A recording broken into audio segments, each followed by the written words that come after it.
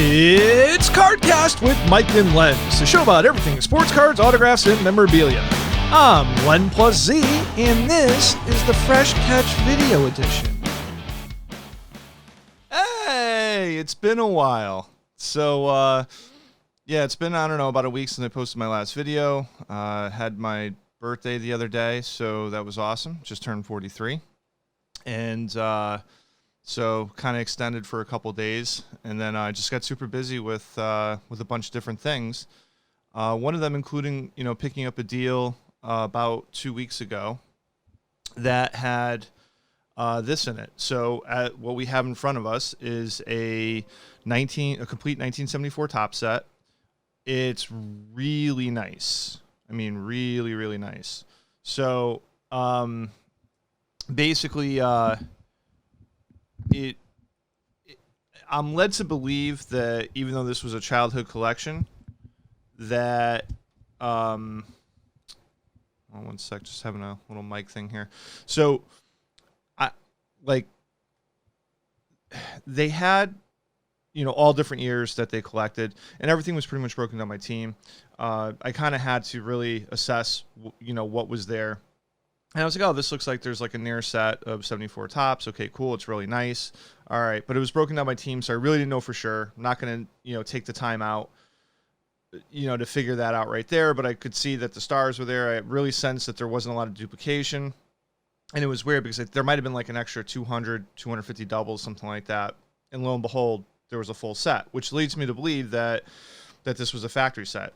Cards are really sharp. You could see when you look at the edges over here, to the bottoms of the cards, they just have a really good cut to them. They sit very well, and for the most part, corners are sharp, edges are sharp, and when you get to that point, then you're really just you're playing the centering game.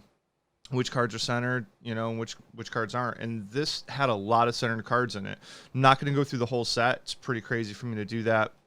But if I'm going to do a show about some random inserts from the 90s, I'm definitely going to do a quick show on the on a nice sharp 74 top set. So just kind of getting right to it. We'll go through the stars that I holdered here. Let me just God, what's going on with my mic?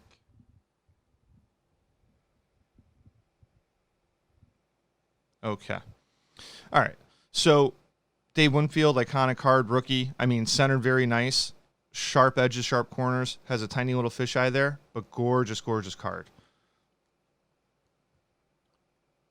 Card number 1, 74 tops, Hank Aaron, all-time home run king. Little, I guess you would call that, it's a little diagonal cut, but, I mean, again, very clean card. Edges are a little bit rough. Nolan Ryan, another big card in the set. Unfortunately, way off-centered, but sharp, clean, nice. 74 tops Carew, a little off-centered, kind of falls in that Nolan Ryan category. Well, here's, Frank Robinson, top to bottom, left, right. That's like really dead on. Nice card. Lou Brock, almost a similar situation. I mean, left to right's a little off, but top to bottom, gorgeous. Tom Seaver with the crowd in the background. There's a little edge fraying on the top border, top middle, and it is off-centered left to right if you're holding it this way, or otherwise it would be top to bottom. But again, it's a pretty card. Joe Morgan, centered nicely. Steve Carlton, this is like a diamond cut off-centered. Unfortunately, there's nothing you can do, but again, I mean, the edges are sharp. Probably something that, the next, the purchaser of the set would be looking to upgrade. But they wouldn't look to probably upgrade this card. I mean, this card is also centered top to bottom, left to right. Willie Pops Stargell. Carlton Pudge Fisk. Another sideways card that is, kind of diamond cut. It's got like a, like the blade just kind of came down. But nice action shot. Again, you got the crowd behind him. Dirt's kicking up. He's waiting for somebody. Probably going to tag him out. Billy Williams. I mean, I left some of the lower tier Hall of Famers in the stacks of cards, but this card was really nicely centered. And as you can see from my my mail day videos, I do have a thing for Billy Williams. So he makes the cut as far as getting a nice center card in there. Reginald Martinez. So left to right, little off centered, but top to bottom, also a little off, but again, very clean card. I mean, the corners and the edges are just like, I want to say pack fresh, but these weren't issued in a pack. So now the only thing that I might have done is I noticed, I think like one card in the whole set has a gum stain, and I think that's because the cards that were doubles, I might have mixed like one or two that might have looked better from the front and just didn't realize it had a gum stain on the back. But that's literally the only card. So that's the other reason why I believe this was a factory set. Brooksy, Willie McCovey. I mean, again, another nice bright card that's sharp. The Cobra, Dave Parker rookie. I mean, at one point in the late 80s, this card was like $50 or something like that. Crazy. Nicely centered.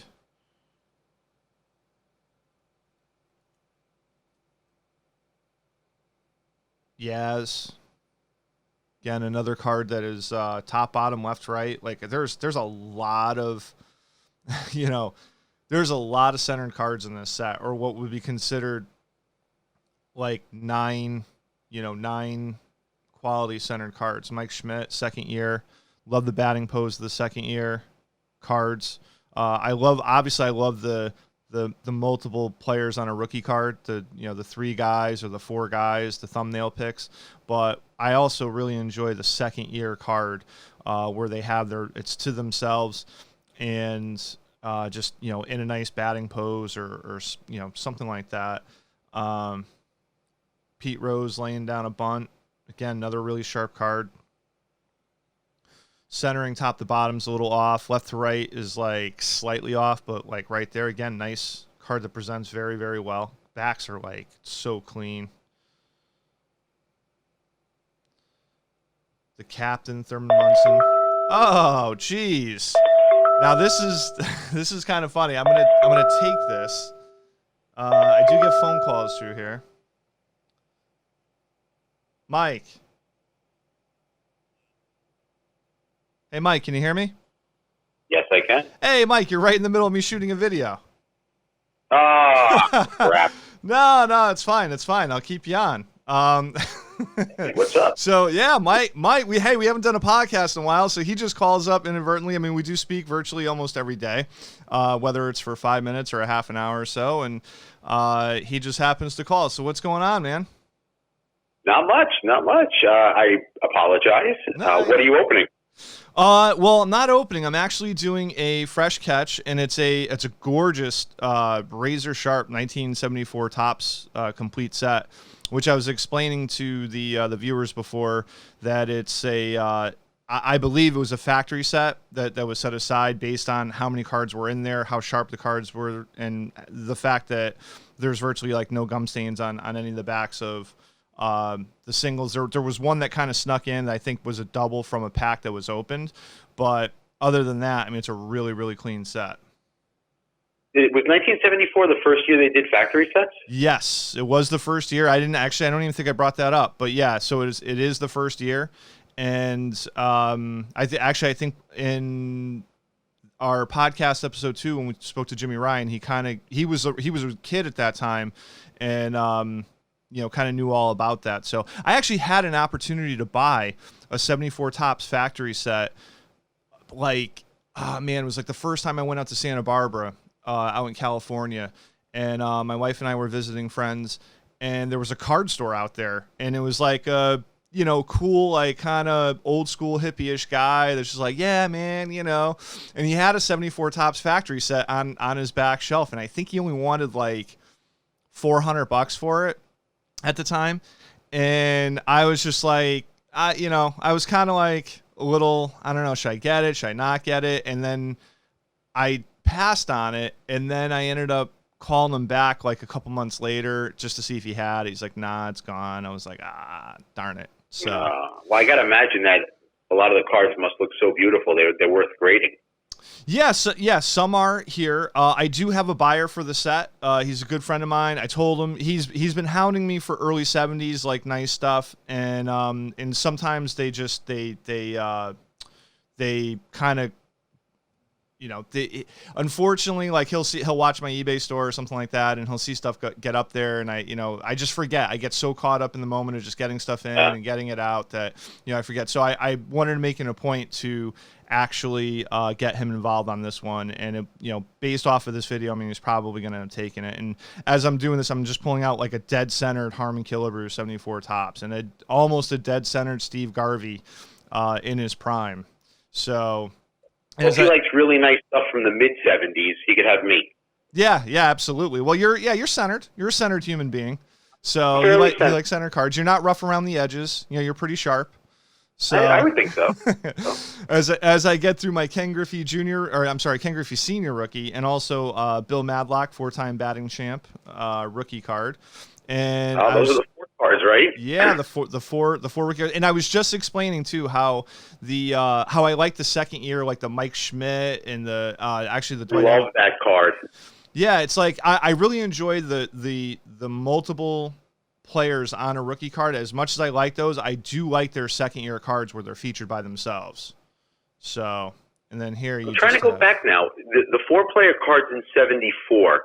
Is that the first time since 1963? No, did they have it in 64, the 4-player cards? 64 for the most part was 2. Okay, so 63 I know was 4 with Rose. Yeah, 65 had 4 players because of I remember Jim Catfish Hunter, but they've also had like 3 players too. I remember like a high number Yankees card in there.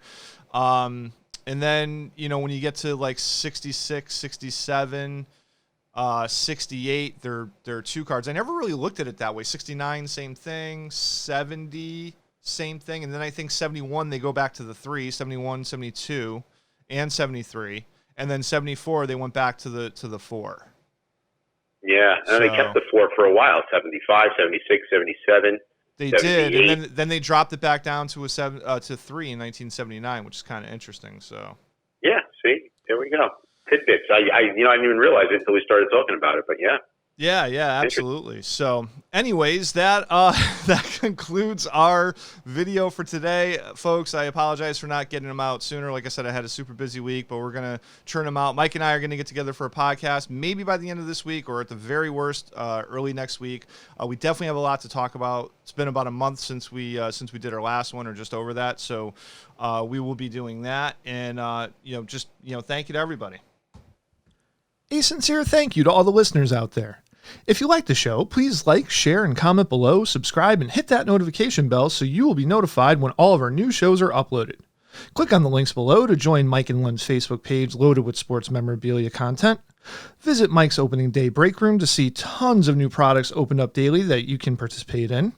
And lastly, visit our eBay store, CardKast, to look for the newest auctions of sports cards and memorabilia uploaded weekly. And we're out.